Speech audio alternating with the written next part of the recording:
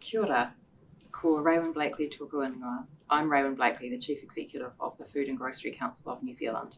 And I'm here with Vincent Arbuckle, who's the Deputy Director General from the New Zealand Food Safety part of the Ministry of Primary Industries, and Jackie Maguire, a clinical psychologist who's helping us today with this webinar. So before we start, I'm going to give you a short karakia. Kia karakia tātou. Whakatau mai ngā manaakitanga o te wāhi ngāro ki tēnei hui, whānau, tūmai te toki, homie, huie, taikie. And the translation of that is that we invite the wisdom and guidance of our ancestors to this meeting. We are united and ready to progress the purpose of the meeting. And so it's really wonderful to have the support, Vincent, of Food Safety to put on these webinars, and I know you'd like to give us a short welcome, so I'll hand over to you now. Sure. Thanks, Roman. Kia ora, Vince Arbuckle, tōku ingoa. Just want to echo Raywin's introduction.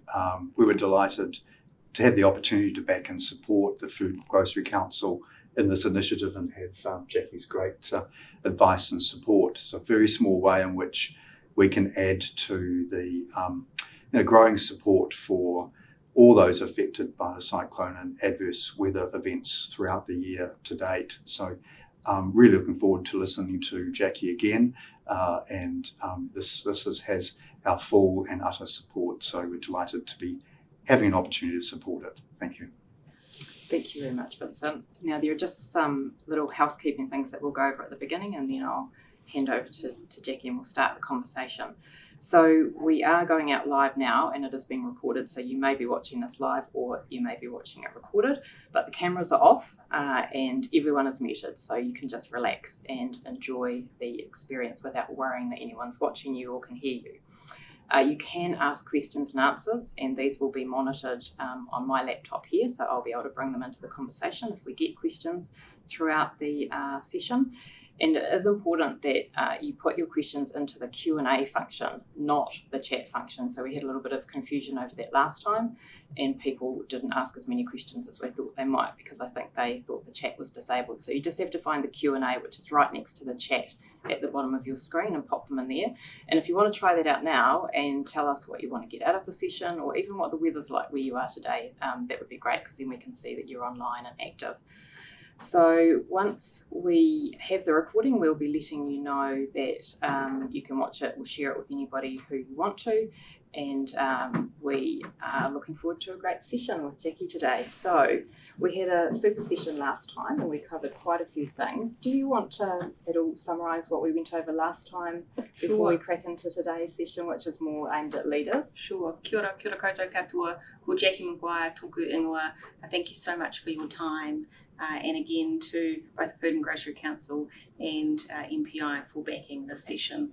It's really lovely to be here with you today, and for all of you that have been impacted this year, our thoughts are with you. So I suppose last session was very much focused on general response or general psychological response following the cyclone, but actually following any natural disaster. And I suppose in summary, what do we know? That people can experience a huge range of emotions because we are all different. We have different personalities, genetics, backgrounds, and that all feeds into who we are and how we respond. But if you look, I suppose, through multiple events in history where we have been able to academically research those events and hear from survivors of natural disasters, we know that really the follow-up post-natural disaster comes in three phases, where at the start you really have this high adrenaline fight or flight survival stage. So anytime we are directly facing threat, be it rising floodwaters, being negotiating with an insurance company, be it ensuring that everybody you know in your whānau or wider community or workplace is safe, when you directly face threat, your fight or flight response turns on, which basically means people just go into action mode or survival mode. So whilst we might think on the outside it's a good idea to ask someone, how are you? Are you okay? What are you feeling? Probably during that phase, people are feeling nothing. They are just in survival mode, getting through, doing what they need to get the basics in place: shelter, food, stability. The second phase then really is what we call the cortisol phase or the endurance phase. And this occurs over months and unfortunately sometimes years for people as they start to rebuild. What we tend to see is once the adrenaline has worn off, so once people are out of that initial shock and they perhaps have a clearer sight path of what's ahead of them, then people start to get fatigued. You know, people's, I suppose, ambition to just get on with it and their hunger to get life back as normal as fast as possible starts to wane. And so we know during that period of time it's really important that people look after themselves, that they prepare for an endurance marathon rather than a sprint, and that through that time people get time away from the disaster, because actually none of us can be in a state of grief or or hardship continuously. The last phase really is once I suppose, life resumes normal, which will be a new normal for everybody because we can never turn back the clock. But whether that be entering a new house that's been rebuilt, getting your business to a position where it's operating again, if you're a grower, where you're planting new seeds, etc., when you're in that point in time going, what does life look like in the future now? Are my values the same as they were when this natural disaster occurred, etc.? And for people during that period of time, it can often be a time of quite inner conflict as you go, who am I and how do I want to live? And has the last X amount of time changed who I am and how I want to be? So I think that's quite helpful to have an understanding of those phases. And really my overarching message for all of that is human beings are social beings. Our relationships are paramount to us coping well, surviving, being able to adapt and flex. And in the literature, we call that social capital. And so, I think for anyone that's been directly impacted, the people that are in it with you are probably the people you want to be spending time with right now. And it is in those relationships and in the support that can come from the rest of your business, your organisation, your community, the country, that really will get us through. Thanks, Jackie. And that bit about relationships is so relevant to what we're going to be talking about today, which is how to lead through tough times. And we're focusing on the aftermath of this particular disaster, and you've called it a disaster quite deliberately. Yes. Because it's been such a massive impact, and we don't feel that it's healthy for people to try and underestimate the impact. So calling it a disaster is part of being real about how significant this is. And I guess those relationships that you talk about between leaders and their teams and also their peers, and then all leaders have leaders or bosses, no matter how high up you go, you always have someone to answer to. So that's really such a core part of leadership, and being successful in leadership is that relationship part. So that's part of what we're going to talk about today, is relationships and how to have those really endure through this tough time and do the best for the people that you're leading, but also look after yourself at the same time. So anybody who missed last session's webinar, we've got some notes on that we've made available that cover how to look after yourself and how to look after others immediately around you. And today we're really going to get into that leadership thing. So I guess one of the key things to start with is defining what leadership is, and having a wee talk about that first, so that everyone's on the same page about what we're talking about with leadership. So, and I think when you hear that, I suppose for me the distinction is, what is leadership and how does that differ to management? And I think over history, even if we look at our recent history, people often confuse those two terms, or they use them interchangeably. But if I look from a clinical organisational perspective, I think of them as quite different constructs. So if you take management, for example, I think management historically was very useful in the Industrial Revolution age, when you are on a factory floor and you're having to pump out a certain amount of things by the end of the day, and there's very clear processes. I think traditionally that's where the term management lends itself to.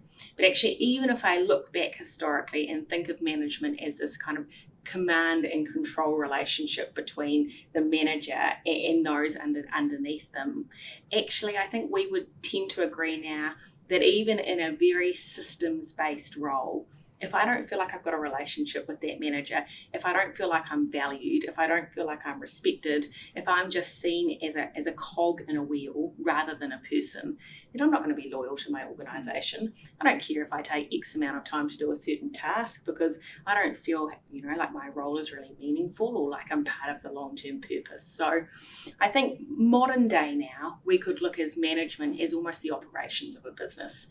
How do we have our systems in place, our policies, our processes? How do we allocate resources correctly so that we can operate and function well as an organisation? And I think that is really important to have ops managers and finance, etc. Leadership, on the other hand, I believe is all about relationships. It's about how a leader can get alongside their staff and go, what is the purpose of what we do? How do we collectively work together and use the most of our knowledge, creativity, intelligence, collaboration so that we can try and reach that purpose? How do we inspire each other to reach that purpose and our common goals? How do I show you that I want to help get the most, that you can experience the best of yourself in this role, that you feel like you're backed to grow and learn in this role? So I think when you look at those two constructs, management very much being about systems, processes, outcome, the day-to-day running, leadership being like our people are our assets. No matter what industry you are doing, you probably cannot function without your people. They're a core part of your role. So leadership is about absolutely caring and helping those people be the best they can working together. Okay, so when it's tough, like it has been for a long time in this sector, and many other sectors as well, with COVID and other big impacts around the world that have caused lots of challenge, there's a lot of pressure on everybody, but there's a lot of sort of unique pressure in some ways on leaders because they have a role of leading and managing to get the job done and to look after their people. And so, we need to talk about how they take care of themselves and how they make sure that they are in a good space and can look after their teams. And so that's a lot of what we're going to be talking about today.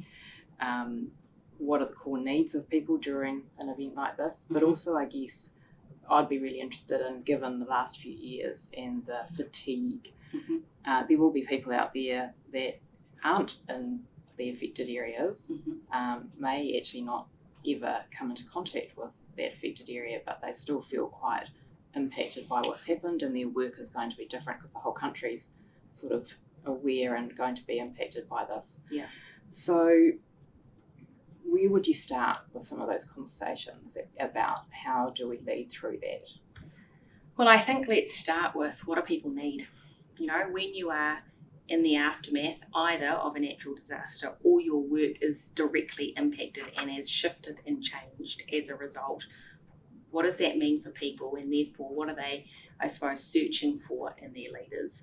And I think if you look at the last 2.5 years, this has become absolutely crystallised for me that at every person's core, what they need is to feel seen, heard and understood. People need to feel like my leader has clocked me.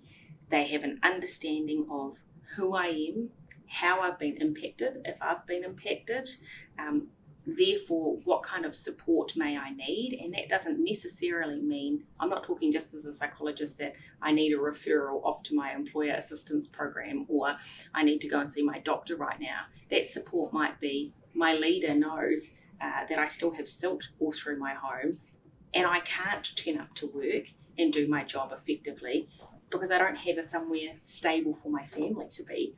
And so actually my primary focus is there. And I think a good leader would know that, clock that, and be able to flexibly make arrangements with individuals based on their circumstances. But even if we're not in those impacted areas, does my leader have a real understanding of the gravity of what's happened?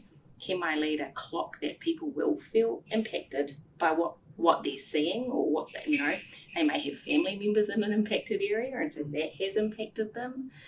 So can they, really demonstrate and authentically show that they are human first, that they get the impact, that they can see the impact that's had, and then they can work with people to make a pathway forward. So I think, being human and clocking people individually is really, really important.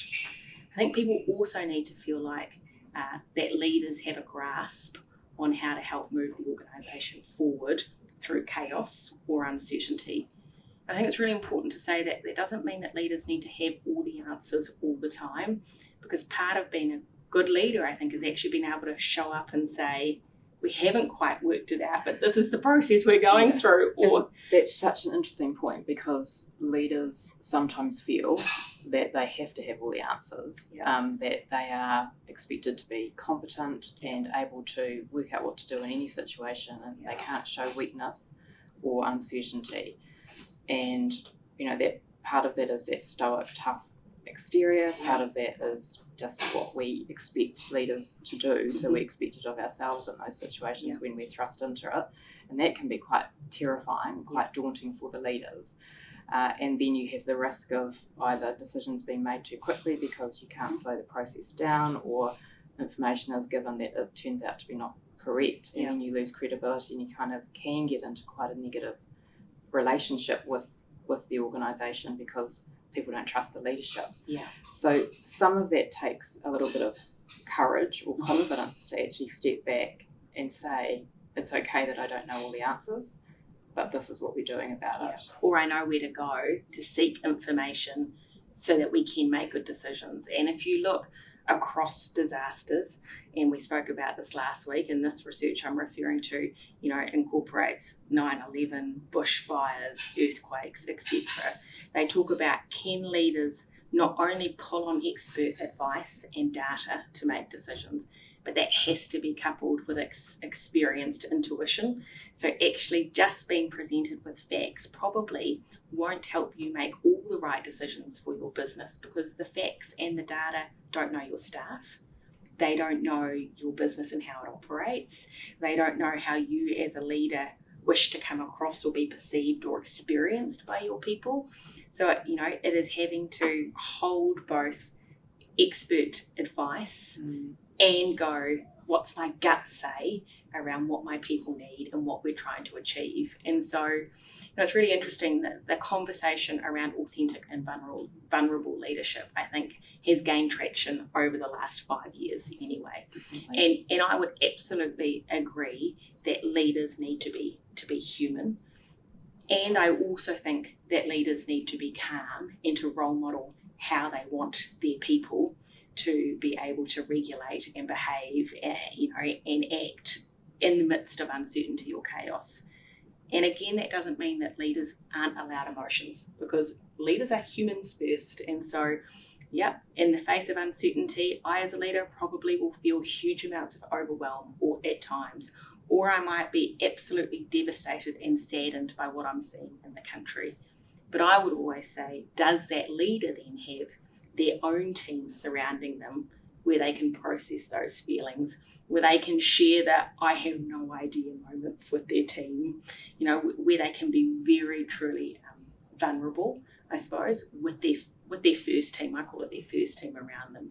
So when they go out to lead their second team, the people that they're leading underneath them, are they able to remain calm and clear with them? So their first team is their peers. Their peers. And so if you're a chief executive, that may be the board, that may be chief executives in peer organisations or other industry leaders. Do you have a network of people that are at your level or have your back that are your people? And I think that's really, really important. And then that enables you to be more.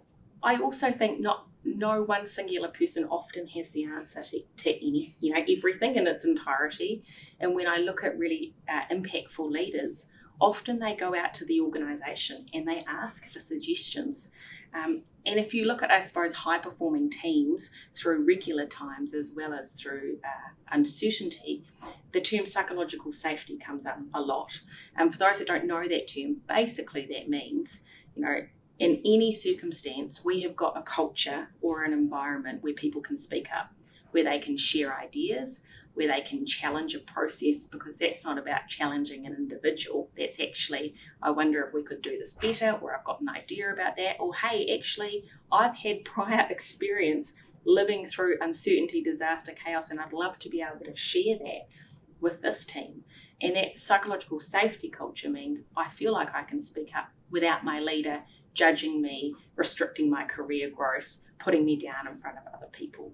And so when you look at how do you create that as a leader, often it talks about, can you go out to your people and say, this is the dilemma, this is what we're trying to achieve, I would love your input, together we're better. And so I think when you look at post-disaster recovery, from a leadership perspective, is a leader doing that with their team? Might not be with the entire organisation to start with, it may be, but even at a C-suite level or with your management team, can you go, okay, this is the dilemma. We've now, we're trying to make X product and we now can't source that ingredient because that crop is gone. How do we do this efficiently? Who's got ideas? How do we, nut this out together? And I want us to really co-own this. And I think that process is far more helpful than the leader who may go, this is sitting on my shoulders. I'm responsible for all these people's livelihoods. We've got to get this right. And I think often that comes from a place of genuine care and want to do the right thing.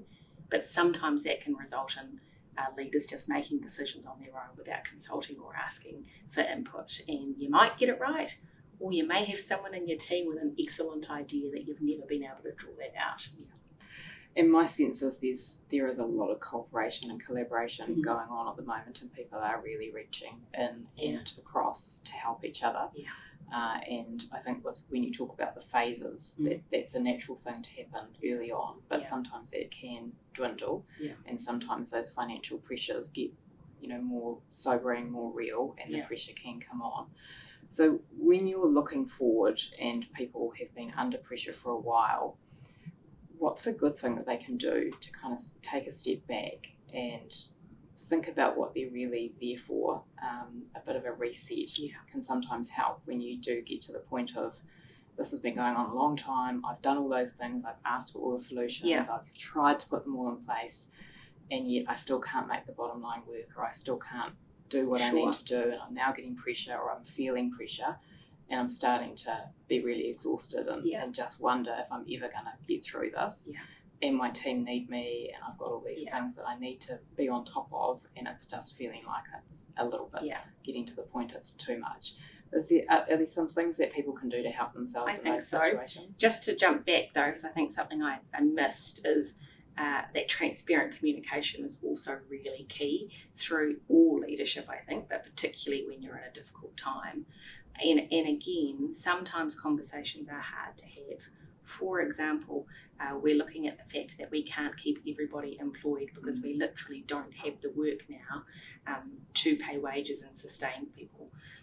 I think what we know about human beings is that ambiguity is awful, because when people don't have clear information, brains will make up the response, or people will fill the gap themselves. And so, where you can, as much as you can, being, genuinely honest and transparent in your communication, giving people heads up if there's, decisions that need to be made. And again, you may not have the answer, but if you can talk to people about what the processes you're going through, that can be helpful. My caveat to that is you don't want to cause panic in your organisation. And so I think you have to be very wise in your thinking around, what are some of the decisions we make? Do we actually know what people's fears are? Do we know what people are worried about out there? Do we know what's on top for our people? And can we address those concerns? And I think the only way that you'll know what's out there on the ground in your organisation is to get out and talk to people. So leaders have to be present, as particularly when there is crisis or following disaster. Your staff need to see you. So you can't lead an organisation through really difficult times from behind your email screen. They've got to see you on the ground. And the term that you often hear, in the leadership world is listening tours, and that might sound quite twee, but what does that actually mean? Get out and talk to as many people as you can about how are you, what's on top right now, what do you or your team need at the moment, what are the fears right now, what are the things that we're doing well. Go out there and ask as many people as you can some of those questions. And you might do that yourself, or your managers, leaders might do that with their teams.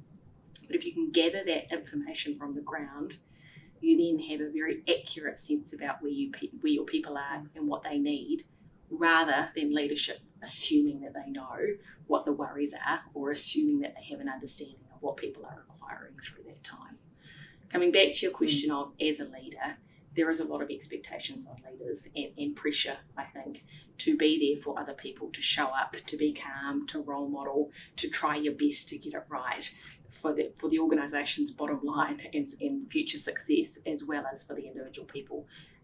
And so I think for many leaders, it's that real message of not doing it alone. So being able to feel like you have that support crew around you is important. But also I would say, as a leader, as a human, are you aware of how you're going, how you're managing, what things are going well for you versus what you're finding hard? Because if we don't have time to slow and check in with ourselves, then many of us run on autopilot. We keep going. Our focus goes probably on where some of our internal dialogues are at. So perhaps in challenge or in stressful times, I have a story in my head that says I have to always show up for other people, which means I will work myself to the bone before I look after myself, because that's my value and that's my ethos. Perhaps I have an internal story of when the going gets tough, I just get tougher, and so I just keep pushing and keep going. Am I aware of some of those internal dialogues that drive my behaviour, and are they helpful for me or not? And so I think you have to have awareness of what are my needs to be able to actually function long term. Because if you look at high performance over long periods of time, you have to have well-being as part of that, because otherwise you burn out. If you perform without caring for yourself, at some point stuff will begin to fall over. And so I then would say, do you communicate well with your partner if you live with somebody else? Do you seek feedback from your people that know you well about how you are, your stress levels, how you're managing, how you're interacting with people? Do you have a coach or mentor that sees you in action? Does your team have really good, candid, check-in wellbeing conversations with each other? So I think that awareness piece and being very clear on what you need to look after yourself is important. If you are at the stage as a leader where you are burnt out and you are starting to first notice the impacts yourself, and burnout is defined by fatigue, spiritual, mental, emotional, physical fatigue, a disconnection to your work. So just that feeling of, I just can't do it anymore. I don't have that drive anymore. I don't have the motivation, and I have lost sight of my impact. So I don't think I'm effective in what I'm doing. I don't think I'm doing a good job. I can't see the benefits of my time and energy and resource, and I'm starting to get cynical. If that's the state you're in, I think you really have to pause and ask yourself, are you the best person to be leading right now? Or actually, do you need to get some recovery, or do you need to shoulder tap or delegate or bring in reinforcement to help you get through that period of time? And is there something you can do before you get to that point, because we do get better, I think, as we get older at knowing ourselves, hopefully, and seeing those triggers or those signs, and thinking, right, so what should I do now to stop me getting to the point, sort of like you've just talked about, almost beyond any repair, because then you have to step out. So how do you make sure you listen to those early warning signs, and then what do you actually do to reset yourself and maybe really focus on what's important? Because I think certainly in times like this, you can be so distracted by so many things and not be able to see what's really important, and what can wait, or what probably won't even matter in the long term. Because you're not as effective at prioritizing when you're overwhelmed and it's so stressful. So well, I think there's layers, right? There's layers. So your surface layer is, what are you doing to care for yourself on a continuous basis? Are you getting recovery? AKA, do you literally have time away from work and away from the screen? What are your personal non-negotiables for good mental and physical health? Is that your run? Is that your golf on Sunday? Is that family dinners that you make sure you are home and off your screen and you eat with your family every night? What are the things that enable you to feed your brain, your body, your soul, to keep you going? And I think I I'm not sure if I talked about this last time, but that notion of oscillation. In order to be in peak performance, your body has to physically drop the adrenaline, drop the stress hormones so that you can get back up into peak performance. So can you follow that pattern every day, let alone every week or month or year? So I think that is the surface level. Put your self-care in place. But I think you have to go under that to say, in periods of time where it's easy for self-care to fall off the bandwagon, because it's the stressful times where we stop looking after ourselves. What's my anchor to drive me to remember that actually I have to have capacity and I have to be in a good place in order for me to be effective in my work? And I think that comes down to your values as a leader and your ethos as a leader. And so for those people that I suppose haven't thought about a leadership ethos before, the way I would describe that is, how do you want to be perceived by your people? How do you want to impact your people personally and professionally? If you can cast your mind forward and say, I'm going to imagine it's my last day on the job as a chief exec, as a head of operations, as a team leader, whoever you are. I'm going to picture handing in my lanyard, giving over the keys, handing in the computer. How do I want people to remember me? And how do I want to have been felt, perceived, experienced by people through the best and most difficult times of my tenure? And I think if you can have that brainstorm to yourself, it really helps delve into your values and into your guiding principles then as a leader, which almost then become your decision-making compass.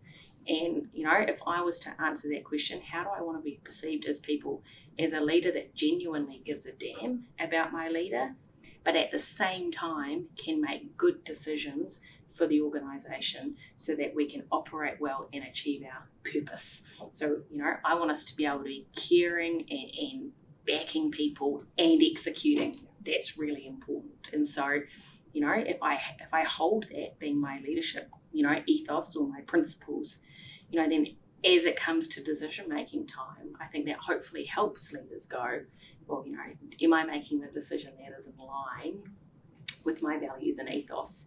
And I know that I can't be caring and I can't make good decisions if I'm burnt out, if I've lost, if my capacity has reduced, if I'm tired and shitty and irritable and grumpy and can't see the wood for the trees. And so actually, Jackie, pause and go and do something to help, regain that clarity rather than pushing through. And that's quite a hard thing to do, I think, when you expect yourself to be able to keep going and be the very tough person and just keep going and going and going, and you wouldn't ask anyone to do what you wouldn't do yourself type of mentality. So it is really important to realise that actually taking a step back and giving yourself that time to recover and be at your best actually enables that, and keeping on going and going and going is working against that. But also I think you have to understand the power in what you role model to your people. And so we've spoken about this before, that the theory is called health-oriented leadership, if you like the theory behind what I'm saying. And basically that says if a leader values health, if a leader values caring for people, but their behaviours aren't in alignment with that, people will follow the behaviour, not the words that come out of our mouth, because staff are loyal to their leaders. If I see my leader working to 11 o'clock at night, 7 days a week, they're just pushing through, I don't want to leave them in the mire on their own. I want to help them because they've been so good to me. So I won't take my breaks. I won't switch off. I won't have my weekends. I'll keep working too. Also I think that creates dissonance for people. If you tell me one thing but your behaviour is doing another, I get left with this feeling of I'm not sure actually what I'm supposed to do or how I'm supposed to act. And so, we are, as human beings, we are designed to follow the leader for survival. So I'll just do what you do in the end. So what you say versus what you do is so important, and it's the doing that people follow. Yeah. So you can be saying all the right things, but if you're not backing that up with your own actions, people will actually follow your actions. The example is it's been such a stressful, busy period of time. We have been in immediate recovery and we've all had to put our everything in just to, clear mud or get operations back up. It's really important you take a break. We just want to acknowledge the work you've done. Please take some time off. but I as the leader haven't. I'm still there every day. I've seen natural disasters in this country where leaders are bunking on beds in bunker rooms. I've seen leaders not taking a break to the point where they crash. And so, one thing to say it, way more important to be doing it. Okay, so this is a really fast-moving industry, and it's quite highly regulated and quite pressured at times, and it's serving, making sure New Zealanders and often a whole lot of other countries as well are getting amazing products, whether they're food or grocery. And there's quite a lot of pressure, to deliver, and it has been really tough throughout COVID as well. So taking that time out and really filtering through what's important. I know, it's really important to think about what you can control and what you can't. And I've heard you speak about this before, but I think that's a very valuable thing to have in your awareness now, that you can't control what's happening across the world with supply chain, and you can't control a lot of things. And so letting those things impact on you or trying to work through them is not actually going to be that productive. So can you talk a little bit about how you can do that when you may not be as at your best because you're tired? How do you really filter out what are the important things that I can control? The acronym I like to use if you are in overwhelm in the moment is FACE. This was designed by Dr. Russ Harris. He's a psychiatrist that's worked alongside many organisations. And basically that acronym is, if I notice that I am starting to get overwhelmed, lose my ability to see the wood for the trees, then I am going to stop and focus on what I can control. And I suppose here's my decision-making tree for that. I've got a worry that I have. Can you give me an industry-related concern? Just to put you on the spot. Yeah, sure.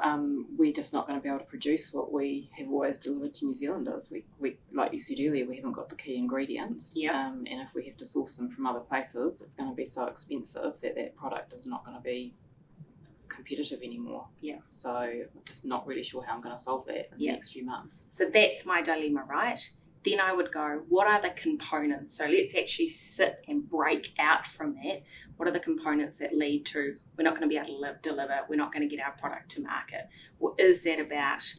Where do we source our ingredients from? Okay, let's just take one aspect, okay? What of that can we control? Well, we cannot control that the ingredient that we sourced from Tairāwhiti has now gone. Okay, right. That is out of my control. It's in the ground, being ploughed under. Yeah, I cannot ruminate, think about it, dwell on it, because no amount of my thinking will change that. What is within our control as a business? We can go, are there alternate regions to get that ingredient from? Can we adapt and flex our product to have an alternate ingredient in there? Where's our ability to shift and flex? Where we're sourcing from or what we're making. Okay, let's take that part of the solution then and have a discussion as a group around where do we want to go first. And so I suppose when things are in your control, you then can have a problem-solving conversation around it, where you can try and bring as many people that you need to into some clear discussion, creativity, research, decision-making. But that ability, I think, to really split out in control versus out of control is important, because so many people spend time and cognitive emotional energy dwelling and ruminating on what they can't control. The A in that analogy, that FACE analogy of managing overwhelm, is to acknowledge what you're thinking and feeling. And I think that can be hard for people if we want to be stoic, if we want to be strong, if we want to be like, nothing's going to faze me, we'll just be all right, we'll just keep going. I've got this. We've got this. And I think realistic optimism is useful. Having hope and having knowledge that your people will be able to flex and adapt and be creative and get through is really helpful. But avoiding or suppressing emotions is unhelpful. If I'm not acknowledging the fact I'm overwhelmed or out of my depth or stuck or, then actually those feelings just keep growing. So being able to acknowledge, I'm over this, I'm tired, I've run out of options, I'm stuck. If you can name it, actually that feeling starts to dwindle or dissipate. Emotions are like bell curves. They rise and peak and fall.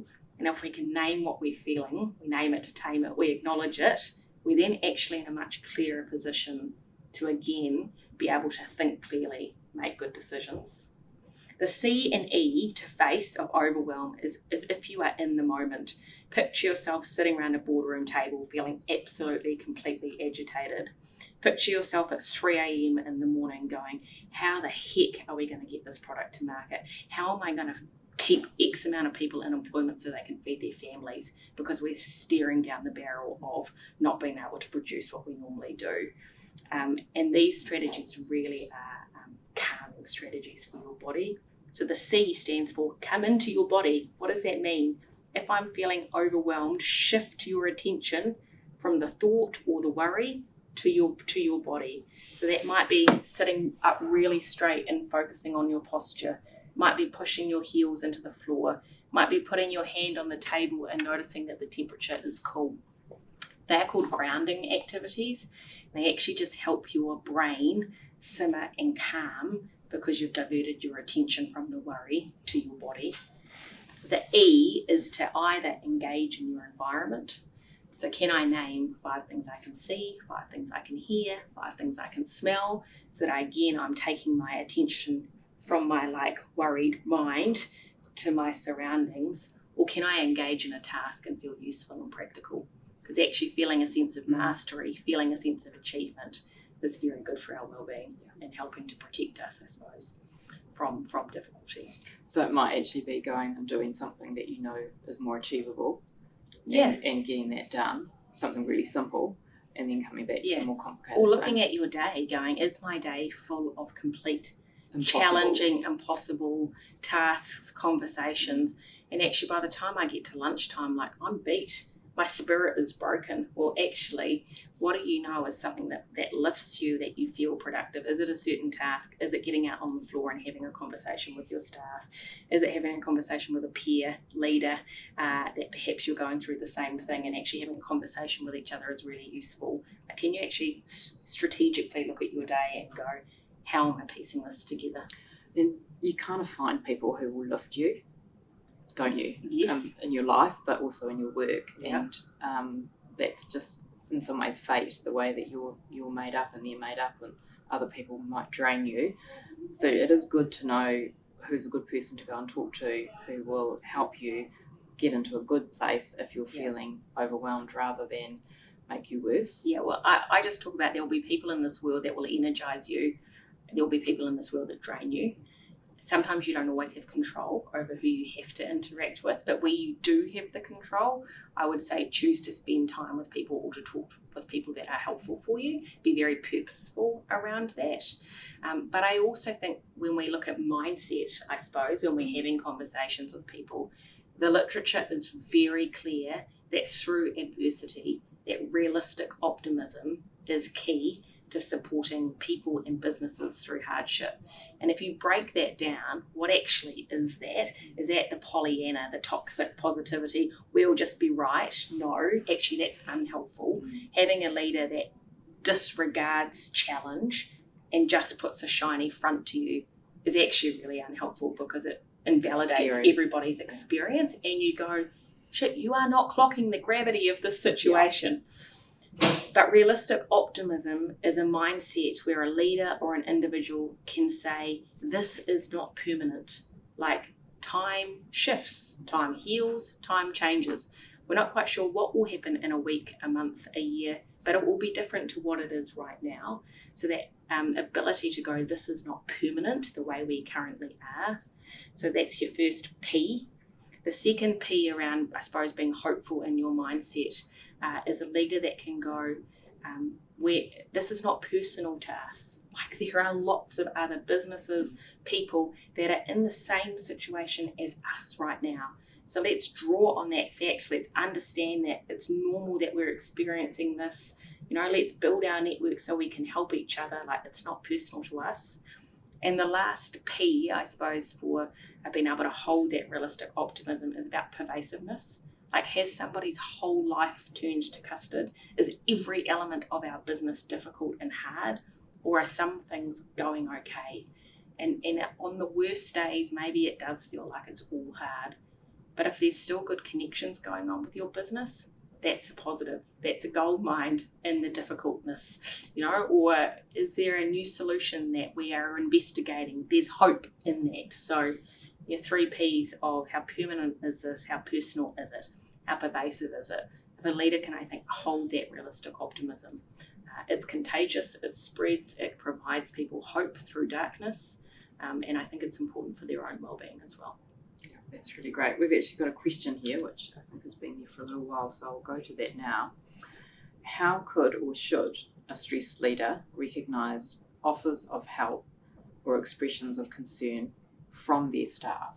And I think that's quite a good question, isn't it? Because when you're stressed, you're probably not necessarily the best equipped, and you can sometimes think that people showing concern is a sign of you must be failing. Yeah. So it sort of can make you put your heckles up and be a bit defensive. So I'm certainly aware that sometimes that's how I've reacted when people have actually just wanted to offer help, and you think, oh, they must think I need help.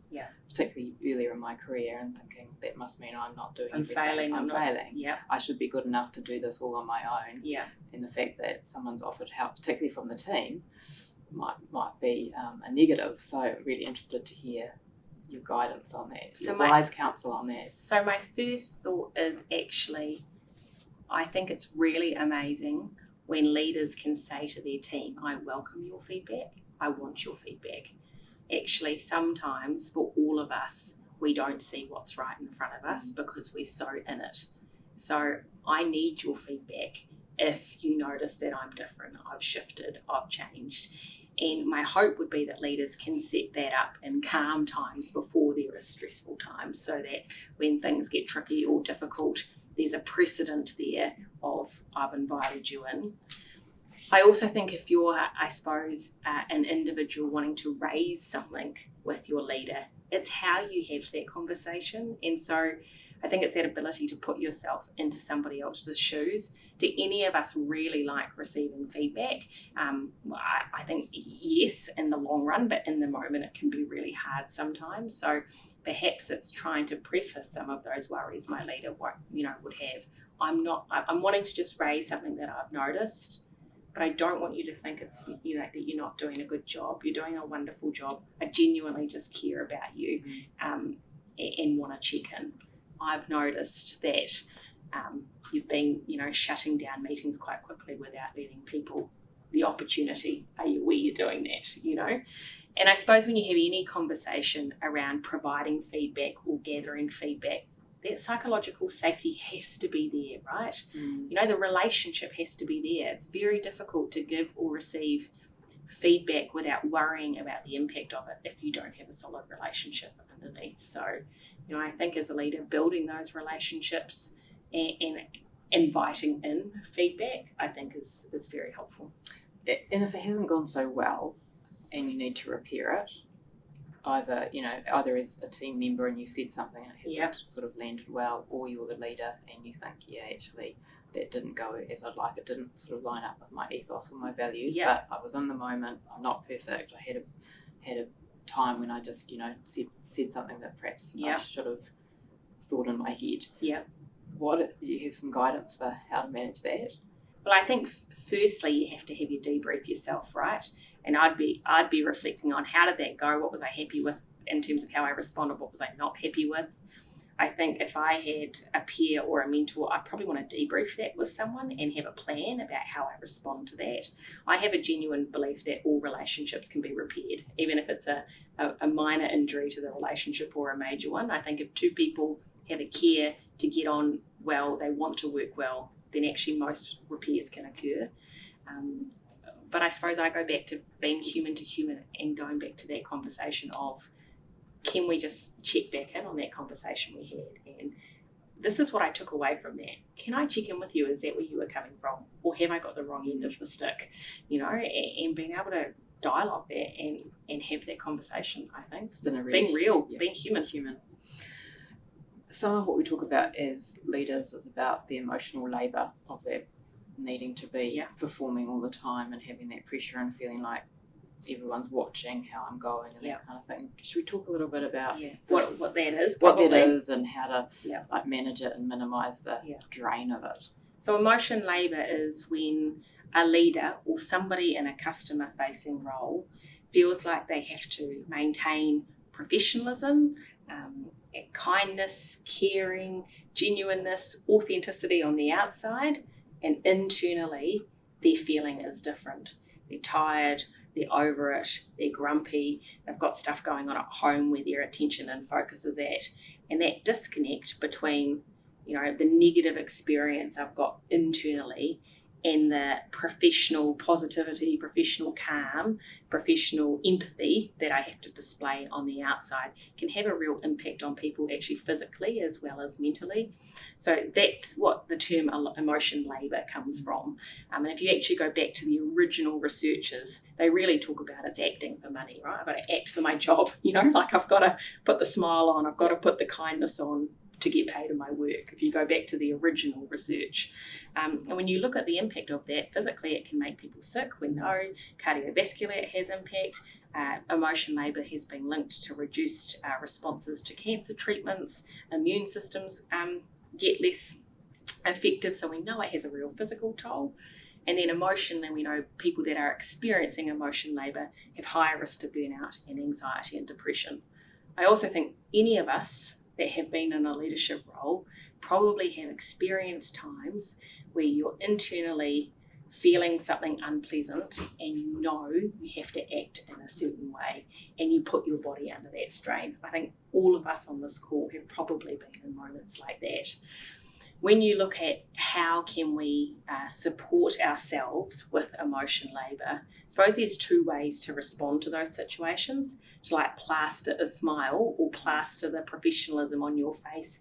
And that's what they would call surface acting. I'm just really putting on the mask. I'm just doing what I need to do.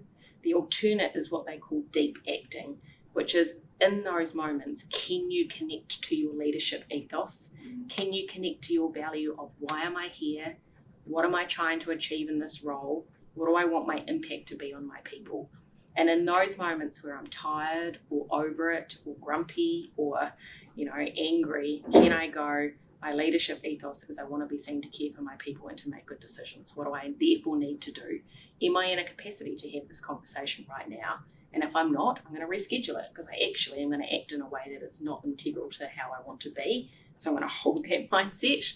Or if I do have capacity, can I really be driven by those values in this meeting rather than just plastering on the fake? Because I think people pick that up and it impacts on us. So it is much better to find that deep connection and go forward if you can. Yeah. And if you're really not in a space to be able to do that, Yeah. then it's best for everyone to reschedule until you can. And I think the key is if day in and day out you can't connect to your why of why you're in that role, why you work for that organisation, you need to take that seriously because what's the impact of you experiencing that? And then actually is that fair to your people if you're not in a position where you can really lead in a way you want to? Scroll down, see if we've got any questions. Okay.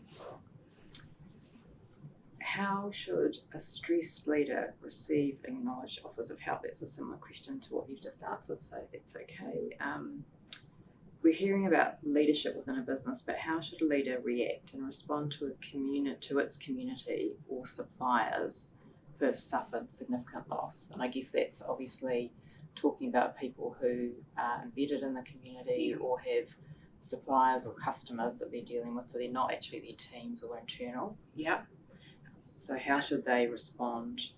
And I think through the response to natural disasters, you have expected leaders and emergent leaders. You can look actually through any historic event and you see leaders that come up from the woodwork through really difficult times. I suppose many of the core principles are seen, whether you're leading a business or whether you're leading in a community, you have to be present You have to be available for people. I think we have to not assume what people need and want. We have to get out and ask. I think that's really important, that we've thought of the right questions that we need to pose so we get to the heart of what people need.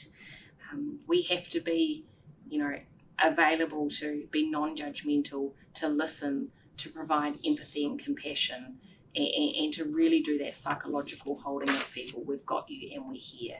So I think if you can, hold those two elements of the human compassion, holding, care, as well as the really getting to the source around what people need and being able to then implement solutions to get people what they need, then that is a really effective leadership course within the community.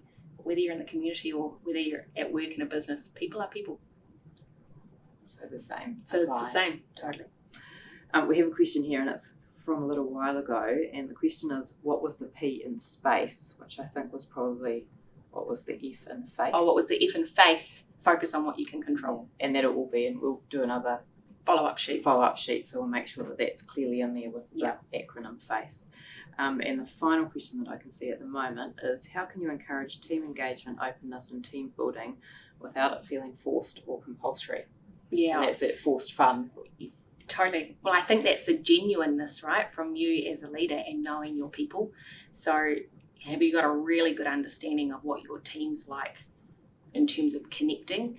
What are the personalities in your team? Have you got people that like to speak up on the spot? Have you got people that like to take time to think and process before they come to have discussions together? Like really purposefully thinking about the individuals that make up your team and what you're trying to achieve, I think is really important. But mostly I think it just comes down to the genuineness of how you speak and how you relate to your staff.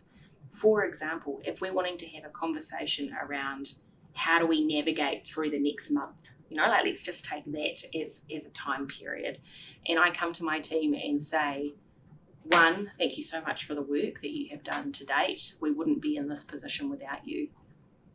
We are now turning our attention towards the next month and how we can be operationally viable or successful through this time. You are at this table because you are valued and your skill set is important to us. And we want to ensure that everybody has a voice in terms of providing ideas around how we navigate this time.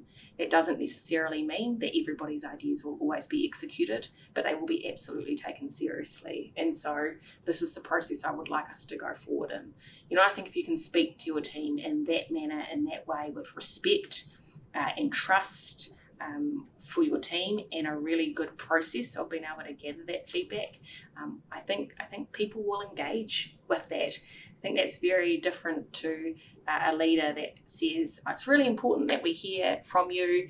I'm going to put a suggestion box out in the foyer, and they know historically that whatever they say will never be taken up on or listened to. I think those two things are very different.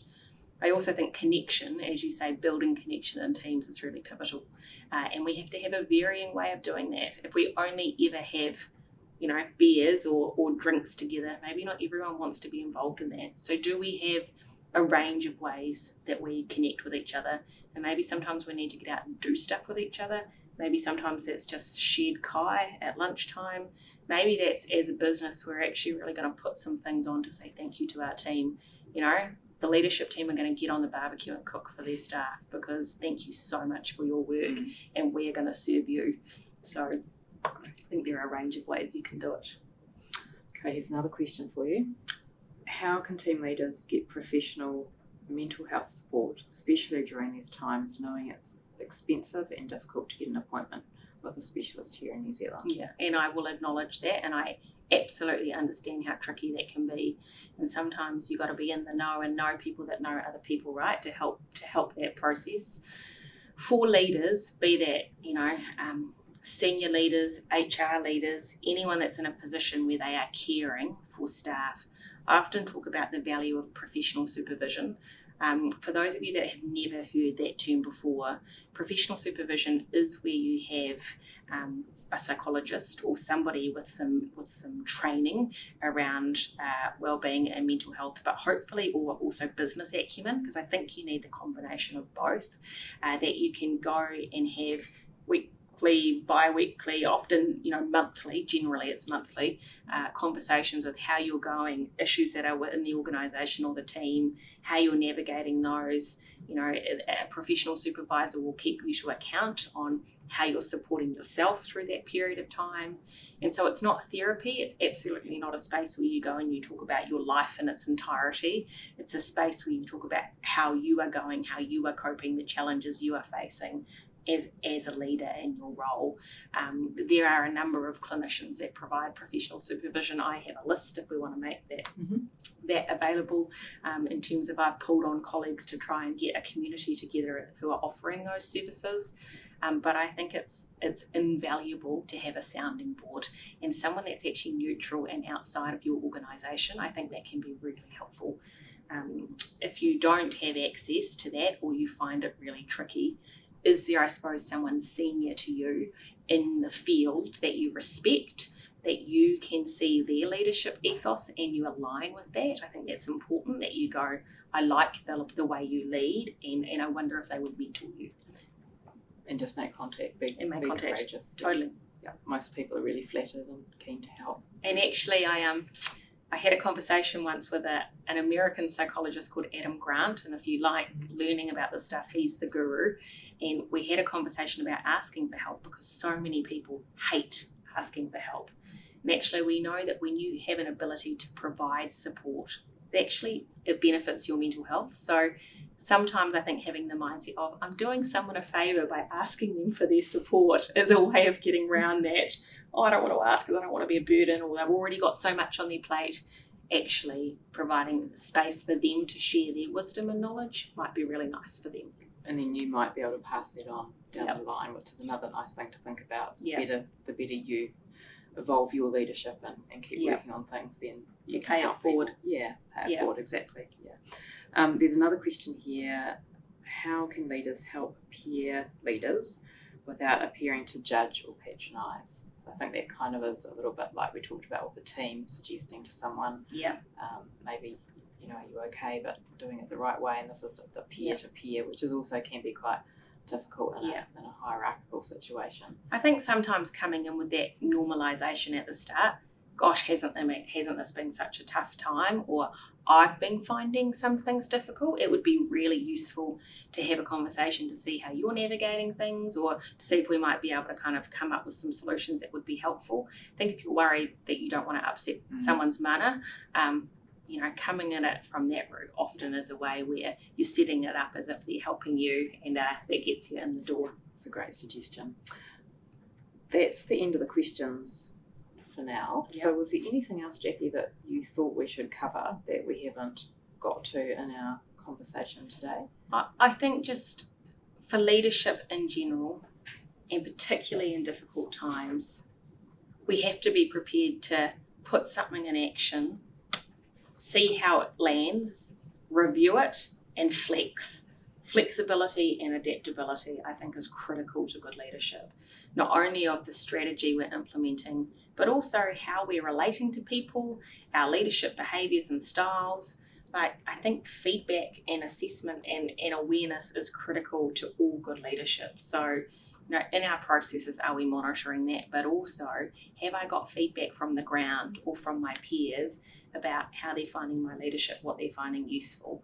And you've got to pick your moment for that. Like if you are in complete operational mode where you're just trying to get stuff moving, that might not be the time to ask people for extra feedback. But maybe there are one or two people around you that could provide that, so that you can kind of monitor and see how you're going. I also think it is really, really important that leaders go, you are a resource to your organisation, and you need to care for yourself as if you would service or maintain any other asset, like your car. We wouldn't expect our car to run well and be reliable in a high performing vehicle mode if we didn't put petrol in it consistently, if we didn't get it serviced annually, if we just ran it all the time. If we ran it all the time, if we ignored the warning flashing lights that came on, it would therefore not function the way we need it to, and we are no different. And so if you truly, genuinely care about your people and your business, which given you're in this webinar, I'm guessing you do, then you really do have to care for yourself as if you would want somebody else to. So, it is not selfish, it is not weak to put yourself first. Actually, it is really important you can do that so that you can, effectively serve, and that's probably how I think about leadership. It's a service.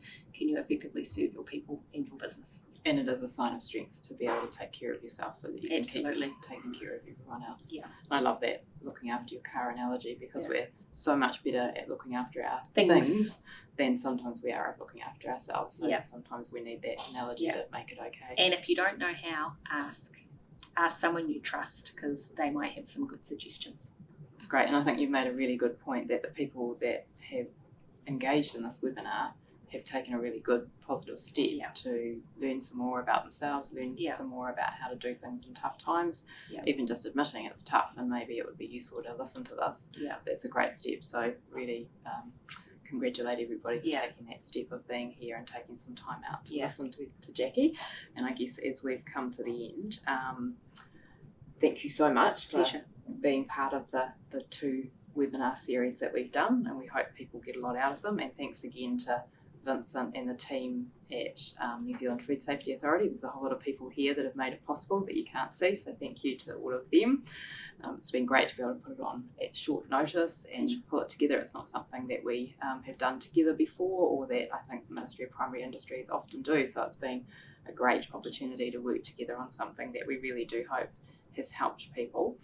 We will have that follow-up worksheet or summary sheet. We've got the one from the first webinar, and the videos will obviously be available, and we'll think about anything else we can do, and we'll make sure that we let you know where those will all be available in the future. So I will then finish now with a closing karakia and just thank everybody for tuning in, and thank you, Jackie. And kia karakia tātou. Kia whakairia te tapu, kia waitea ai te ara, kia turaki whakataha ai, kia turaki whakataha ai, haumea, hui e, taiki e.